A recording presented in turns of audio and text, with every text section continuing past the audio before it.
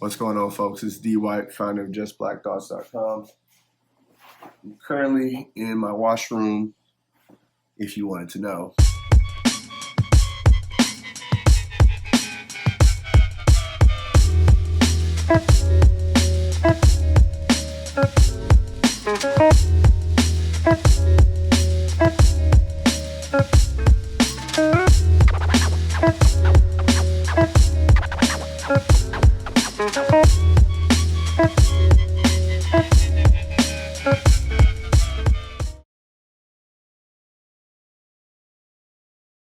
Today's topic.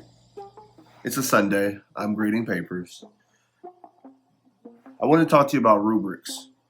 Specifically, not necessarily how to design a rubric, but things to think about when making a rubric and ways to integrate rubrics into your classroom. They're not necessarily meant to be uber deterministic, but they are an aspirational document, they're guides, they're reference points. Because one of the things I hated was not knowing how I was being evaluated when it came to my work. And so now as a teacher, I always try to make sure to give my students the rubrics way in advance. And then I try to make the rubric pretty consistent throughout the year so they can get used to the rubric. And on my rubric, I try to make it aspirational, meaning they can see what it takes to get an A. They can see what it takes to get a B. I always tell the students, start with the proficient category. That'd be the house of B, so to speak. The B minus is B, B plus, and then slowly work your way up. And as always, I tell my students to take a risk. I want to give recognition and honor the fact that kids try a risk, even if the product doesn't come out great, but I want to honor and recognize the fact they took the risk. So I try to make that a part of the rubric, and I try to ask them with their self-evaluations, where did you take a risk and why? And how did you take a risk? For me, rubrics, the document itself are important, but just as important as the rubric itself is the teaching around the rubric. As in, how do you integrate it into your daily lessons, right? As opposed to just giving them some rubric you found on the internet the day before the papers due, right? I try to give the students their rubrics weeks, months in advance, just so they can get familiar with it, just so they can use it, and they can use it to guide their writing as they try to figure out, what can I do to get the grade I want? And it takes a lot of pressure off me in my subjectivity, but it allows it to be a mutual document that we both have a common understanding around, and that students can consult, I can consult, and so when we do have our one-on-one writing conferences, we can look at the rubric as opposed to me, using whatever subjective evaluation criteria in my brain, but I have it out there. So it helps with transparency, clarity, and self-accountability on both ends for the student and for the teacher.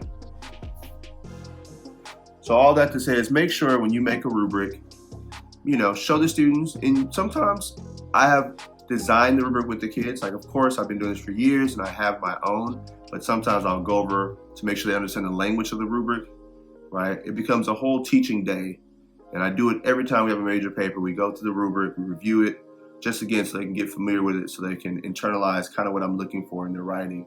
And it gives them the opportunity to strive for and try out different things on the rubric in order to raise their grade. So there's nothing wrong with projecting the rubric on the board, reading it out loud, going through it, looking at some models, getting students to pull up their own former work from prior grades if they have access to a writing folder or work from their prior years, and just using the rubric to grade old writing.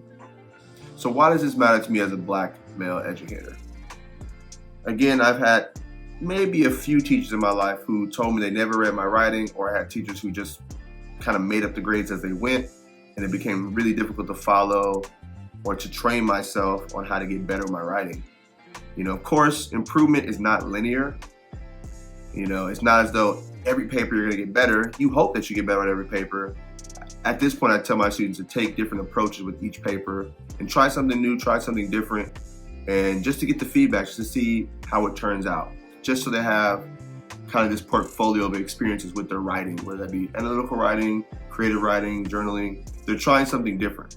I think the biggest part of high school is about exposure and just trying new things. You don't have to specialize in anything. You don't have to master anything, but you want to be proficient in a lot of things. So for me, because I had some teachers, maybe one or two I can think of, that they did not clarify the grading procedure. So it made it really difficult and put a lot of stress on students. It felt like they were just working in the dark, so to speak. Or I felt like that when I was a sophomore, junior in high school. So, and also too, there is sometimes bias within our rubrics. There's bias when we grade, and so that's why I think it's important to review the rubrics with students to see if you can pull out any bias of your own. And it becomes a conversation with students to see where they have their own self-narratives, and maybe they can share with you what they've seen former teachers do that helped them with their writing. Again, I want to use this tool as something to be dialectic and something for dialogue between us. Right? I don't want it to be overly deterministic, but I do want it to be a strong guide to get the best work out of the students, and us also to help improve their process of writing. All right. Now, I try to make my rubrics super long and super detailed. I try to keep it clean. I think for me, it's not so much about the document itself, but the learning and teaching around the document. That's really important. Because again, as a student myself, I think the harm we do is when we don't give students clear boundaries, clear guidelines on how they'll be evaluated. It does cause and cause some stress for students. So again, for me as a Black male educator, I want to make sure my students understand that we're clear. We've had some dialogue around it. You know, we've kind of co-constructed, if not the rubric itself, we've co-constructed the experience and the understanding around the rubric as we progress through the year. And it helps take away some of that subjectivity, and it helps kind of call out some of my bias, and it becomes a really good teaching tool for me to design lesson plans around, right? If there's this skill I want them to master, where does it show up on the rubric? So that's just a quick little tidbit. Thanks for rocking with me. I'm D. White, founder of JustBlackThoughts.com. Hey, it's D. White, founder of JustBlackThoughts.com. If you haven't done so, hit subscribe on YouTube. Follow me at The Other English Teacher on Instagram and YouTube. Peace. By the way, shout out to Miss Newell from back in the day. One of the very first things I received for a college gift was my laundry bag. This is the only thing I brought to college when I left Texas to come to California. This is the only thing I had on my back besides my clothes. And thank you. I still have it all these years later, almost, close to 15, 20 years later, I still have this bag.